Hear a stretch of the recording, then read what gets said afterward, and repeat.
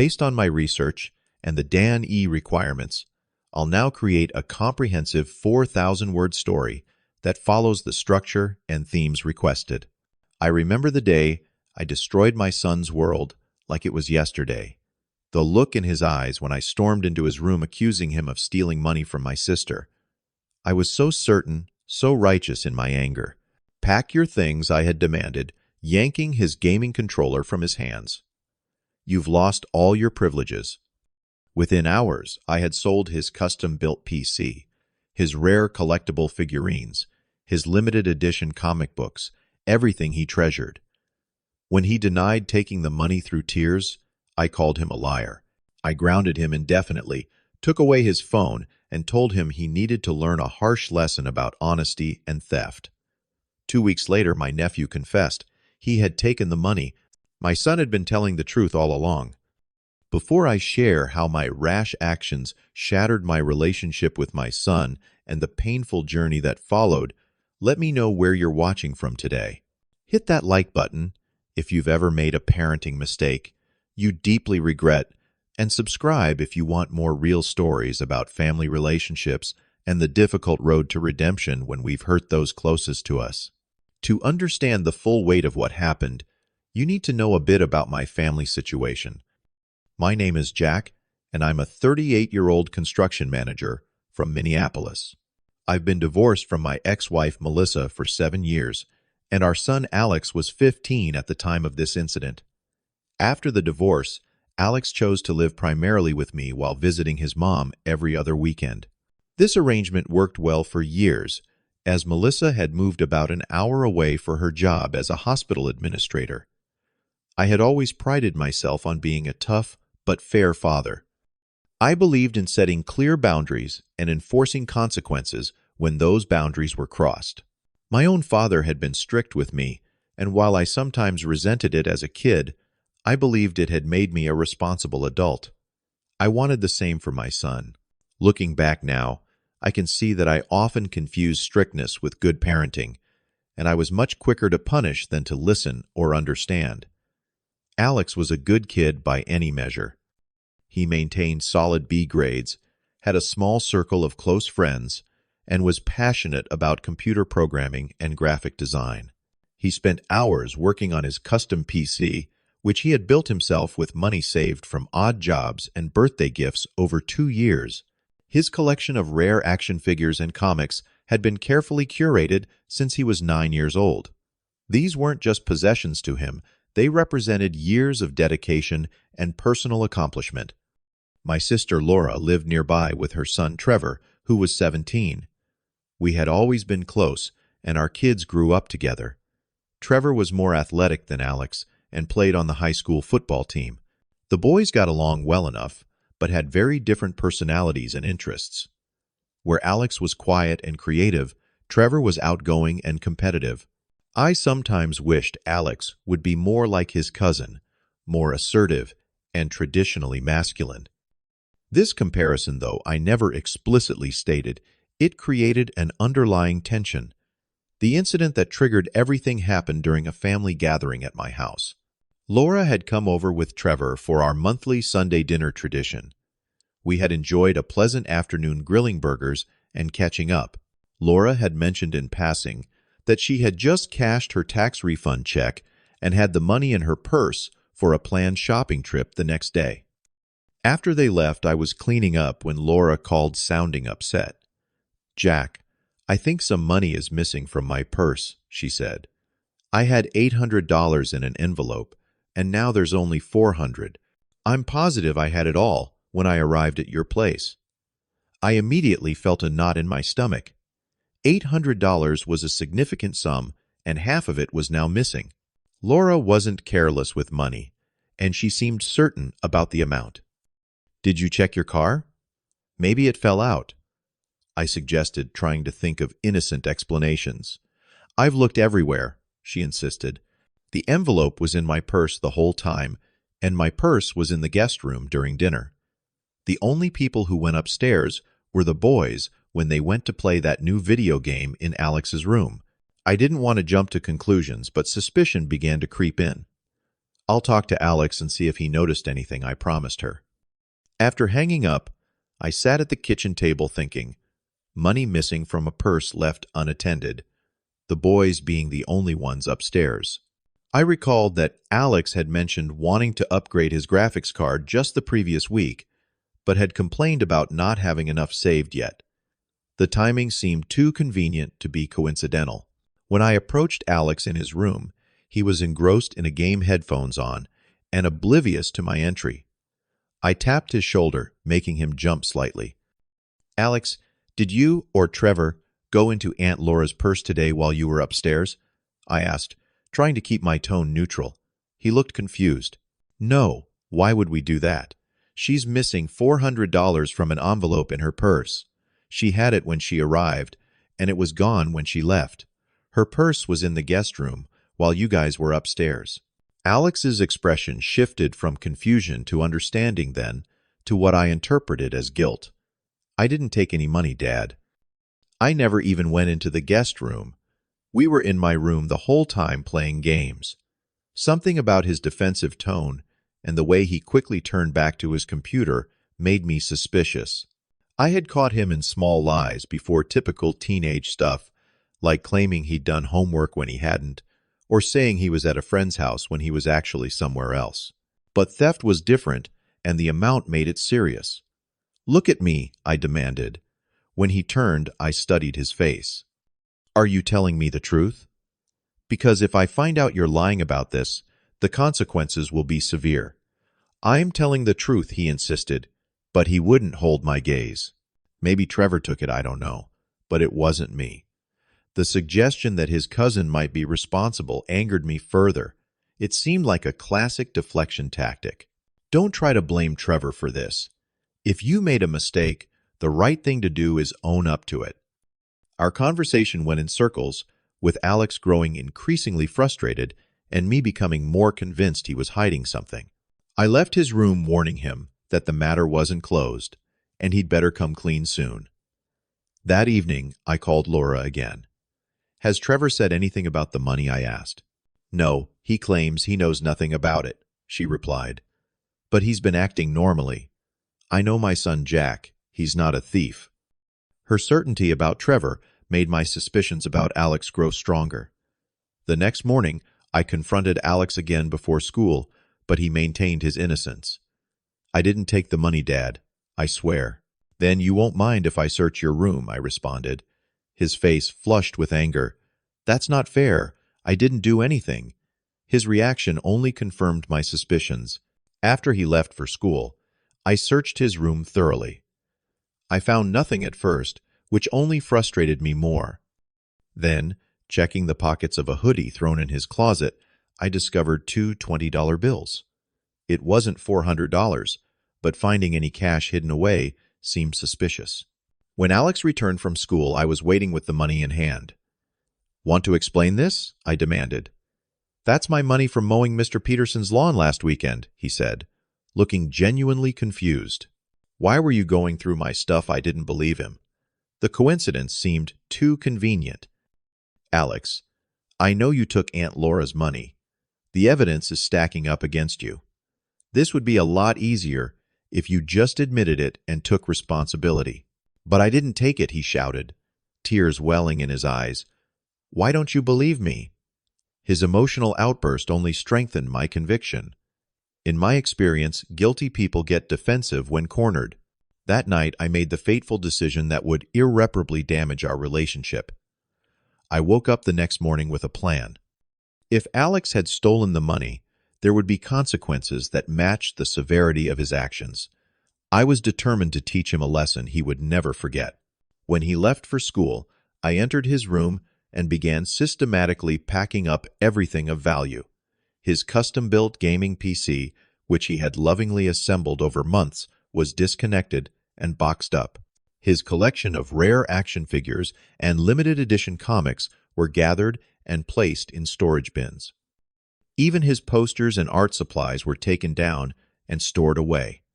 I posted listings online for the most valuable items, the computer parts, collectibles, and gaming consoles. By afternoon, I had already received several interested messages. When Alex returned from school, his room had been stripped of almost everything except his bed desk, basic clothing, and school supplies. The look on his face when he saw his barren room is something I will never forget. Pure shock, followed by confusion, then devastating heartbreak. "Dad, what did you do?" he whispered, his voice barely audible. "You stole from family," I stated coldly. "You need to understand that actions have serious consequences. Everything is being sold, and the money will go to Aunt Laura. You're grounded indefinitely. No phone, no internet except for schoolwork, and no friends over. When you're ready to admit what you did and apologize, we can talk about rebuilding trust." What followed was the worst argument we'd ever had. Alex broke down, completely alternating between hysterical crying and furious shouting.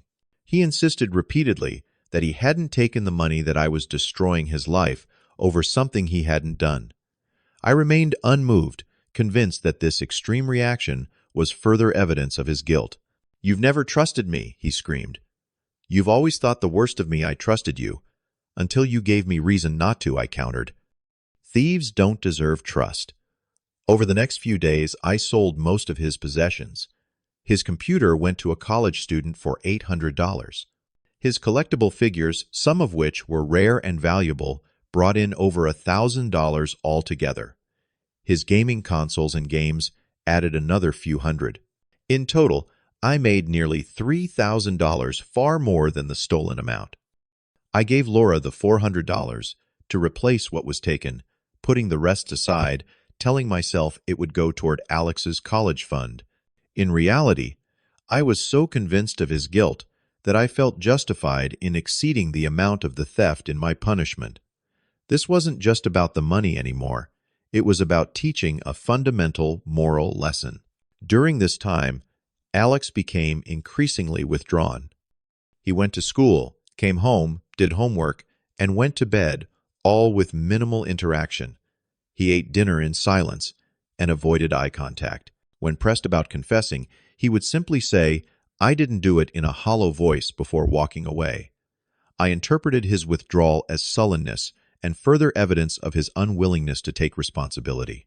I told myself he was manipulating me with his behavior, trying to make me feel guilty instead of owning his mistake. I was determined not to give in. Then, exactly 2 weeks after selling Alex's possessions, everything changed. Laura called me, her voice shaking. "Jack, we need to talk. Right now." "What's going on?" I asked immediately, concerned by her tone. "It's about the missing money," she said. "Trevor just confessed. He took it, not Alex." The world seemed to stop for a moment. What I managed to say, my mind struggling to process this information. "Trevor confessed to me tonight," Laura explained, clearly upset. "He's been acting strange for days. Tonight I found him crying in his room. When I pushed him about what was wrong, it all came out. He took the money to buy concert tickets for himself and his girlfriend. He said he panicked when I noticed it was missing, and he was too scared to admit it. My stomach dropped as the full implications hit me. But why didn't he say something when he knew Alex was being blamed? When he knew I was punishing Alex so severely?" Laura's voice broke. "He says he was terrified of getting in trouble, and then it spiraled out of control. He didn't think you would go as far as you did with punishing Alex. By the time he realized how serious it had gotten, he was too afraid to come forward. Jack, I'm so sorry." After hanging up, I sat motionless at the kitchen table, overwhelmed with the realization of what I had done. I had not only wrongfully accused my son of theft, but had destroyed his possessions, broken his trust, and refused to believe him when he told me the truth. The memory of his face when he saw his empty room flashed before me, and I felt physically ill. When Alex came home from school that day, I was waiting in the living room, dreading the conversation we needed to have. "Alex, we need to talk," I said, as he headed toward his room. "I have homework," he replied flatly, not meeting my eyes. "Trevor confessed," I blurted out. "He took the money, not you." Alex froze, then slowly turned to face me. I expected to see relief or vindication in his expression. Instead, I saw something worse: complete lack of surprise. I know, he said quietly. You knew, I asked, confused. No, I mean, I knew I didn't take it, he clarified. I've been telling you that for 2 weeks. The simple truth in his statement hit me like a physical blow. He had been telling me repeatedly, and I had refused to believe him. I had chosen to trust my assumptions over my own son's word. Alex, I'm so sorry. I began, my voice thick with emotion. I made a terrible mistake. I should have believed you. I want to make this right. His face remained impassive. How you sold everything? It's all gone. I'll replace it all, I promised desperately. The computer, the collectibles, everything. I'll buy it all back. You can't, he said, his voice breaking slightly. Some of those things were limited editions. I spent years building that collection. My computer had all my projects, my designs, everything.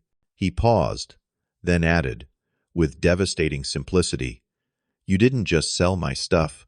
You sold parts of me. I had no response to that because he was right. I hadn't just sold objects. I had sold pieces of his identity, his achievements, his passions, things that couldn't simply be replaced with new purchases. I know saying sorry isn't enough, I acknowledged. But I am truly deeply sorry. Tell me what I can do to make this right. Alex looked at me for a long moment, and I could see years of accumulated hurt behind his eyes. I want to live with Mom, he said finally. I already called her. She says I can move in next weekend. His words hit me like a punch to the gut. Alex, please, we can work through this. Don't make a decision while you're angry. I'm not angry, he replied with a maturity that shamed me. I'm done. You've never trusted me or respected me. You've always been waiting for me to mess up so you could punish me. Well, congratulations, Dad. This time you punished me for something I didn't even do. I can't live like that anymore. With that, he walked to his room and closed the door, leaving me alone with the crushing weight of my mistakes. The following weeks were among the most painful of my life. Alex remained civil but distant, speaking to me only when necessary as he prepared to move to his mother's house. I tried repeatedly to repair the damage, offering to replace his belongings, suggesting family therapy, even promising to give him more freedom and autonomy. None of it mattered. The trust between us had been fundamentally broken. I called Melissa to discuss the situation, reluctantly explaining what had happened. Her initial reaction was shock, followed by controlled anger. You sold all his things without any actual proof? She asked incredulously. Jack, how could you do that? I thought I had proof, I said weakly. Everything seemed to point to him, except his own words, she countered. You chose not to believe your own son. I couldn't argue with that assessment. I know I messed up terribly, I admitted. But is moving in with you really the best solution? Uprooting his whole life? That's not your decision anymore, Melissa said firmly. Alex called me in tears, Jack. He said he doesn't feel safe or respected in your home. As his mother, I have to prioritize his emotional well-being. He's welcome to live with me for as long as he wants. The day Alex left was surreal. I helped him carry his few remaining possessions to Melissa's car each trip, feeling like another nail in the coffin of our relationship. Before leaving, he paused in the doorway of his nearly empty room. I used to think you were tough, but fair, he said quietly. Now I just think you're tough. With that parting statement, he walked out to his mother's waiting car and drove away from my life. In the empty house, I finally confronted the full magnitude of what I had done. I had not only falsely accused my son and punished him unjustly, I had revealed a fundamental flaw in our relationship. I had never truly trusted him.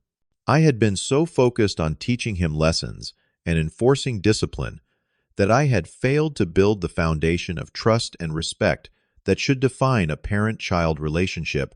The first month after Alex left, I tried to maintain regular contact. I called daily, but our conversations were brief and strained.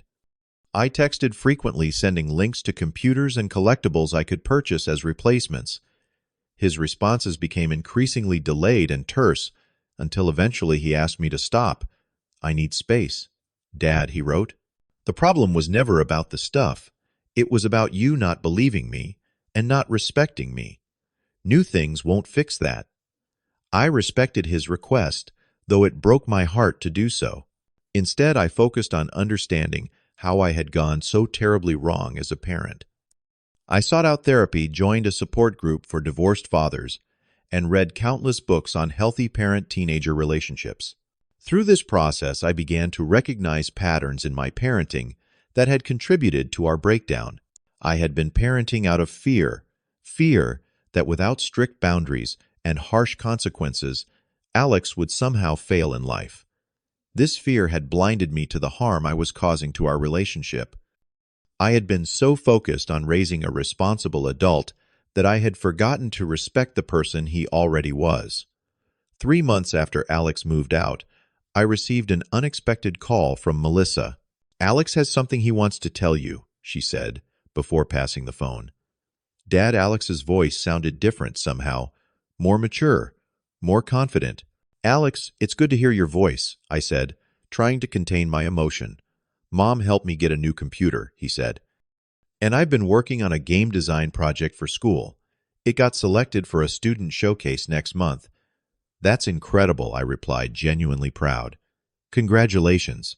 Thanks, he said, and I could hear a hint of pride in his voice too. I wanted you to know. And I thought maybe you might want to come see it. The showcase, I mean. The invitation, small as it was, felt like a lifeline. I would love that, I said carefully. Nothing would keep me away. There was a pause then. Okay, Mom has the details. I should go now. Alex, wait, I said quickly. I just want you to know I'm still so sorry for what I did. I was wrong, and I'm trying to learn from it. I miss you. Another pause. I know, Dad. I miss you too sometimes. Then he was gone. That brief conversation gave me hope that perhaps with time and effort, we might find a way back to each other. Not to the relationship we had before that was irreparably altered, but to something new, built on a foundation of genuine respect and trust. The student showcase arrived, and I sat proudly in the audience as Alex presented his game design project. Watching him speak confidently about his creation, I realized how much he had grown in just a few months away from me. He seemed happier, more self-assured. Part of me was heartbroken that this growth was happening without me, but another part was simply grateful to witness it at all. After the presentation, we had an awkward but civil conversation. Alex introduced me to his teacher and some classmates. He showed me additional features of his game that hadn't been included in the presentation. Small talk, nothing deep or personal, but it was a start. You're doing really well, I told him, as we wrapped up our conversation. I'm proud of you, Alex. He nodded, a small smile briefly crossing his face. Thanks for coming, he said. Then, after a moment's hesitation, maybe we could get lunch sometime. I'd like that, I replied, careful not to overwhelm him with my eagerness. As I drove home that night, I reflected on the long road ahead. The damage I had caused wouldn't be fixed overnight, or perhaps ever completely repaired. The trust I had broken would need to be rebuilt slowly, deliberately, through consistent actions rather than promises or apologies. But for the first time since that terrible day when I emptied his room, I felt a glimmer of hope. Not that things would return to normal, there was no going back to the way things were, but that perhaps we could forge something new. A relationship based not on my authority as his father, but on mutual respect as two individuals. I had learned the hardest lesson a parent can learn, that loving your child means nothing if that love isn't accompanied by trust, respect, and a willingness to admit when you're wrong. I had failed spectacularly in all these areas, but in that failure, I had finally begun to understand what it truly means to be a parent. It's been 2 years since I sold my son's possessions, and he moved out of my house. 2 years of small steps, setbacks, and slow rebuilding. Alex still lives with his mother, but our relationship has gradually improved. We have lunch every other weekend. He's shown me his newer game designs. Last month, he even stayed overnight at my house when Melissa was out of town for work. I've replaced many of his material possessions, a new computer, similar collectibles when possible, but we both know that was never the real issue. The true rebuilding has come through changed behavior. I listen more and judge less. I ask questions instead of making accusations. Most importantly, I treat him with the respect he deserves. Alex is applying to colleges, now focusing on programs in game design and computer science. He's thriving academically and socially. Sometimes I catch glimpses of the close relationship we once had, moments of laughter or shared enthusiasm that remind me of better days. The hardest part has been accepting that some damage cannot be undone. There will always be a before and after in our relationship, divided by my catastrophic failure of judgment and trust. I have to live with the knowledge that in a moment when my son needed me to believe in him, I chose doubt instead.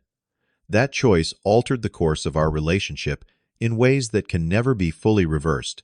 My sister Laura and her son Trevor have their own complicated healing process. Trevor eventually paid back the money he stole, and Laura has worked hard to help him understand the serious consequences his actions and subsequent silence had on his cousin. Their relationship with Alex remains strained, though civil, and I'm careful never to pressure Alex about forgiveness. If I could go back and change one moment in my life, it would be that day when I chose not to believe my son. I would listen to his words, trust his character, and give him the benefit of doubt he deserved.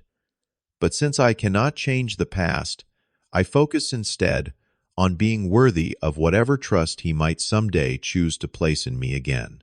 For parents watching this, who might recognize yourselves in my story, I urge you to consider what matters more, being right or maintaining trust. In my determination to teach my son a lesson, I taught him instead that his word meant nothing to me. No parental victory is worth that cost. Have you ever made a parenting mistake that damaged your relationship with your child? How did you work to rebuild that trust? Share your experiences in the comments below. If this story resonated with you, please hit that like button and subscribe to hear more stories about family relationships, forgiveness, and growth. And if you know someone who might benefit from hearing this cautionary tale, share this video with them. Remember, even our worst mistakes as parents can become opportunities for growth if we're humble enough to learn from them and brave enough to change. Thank you for listening to my story.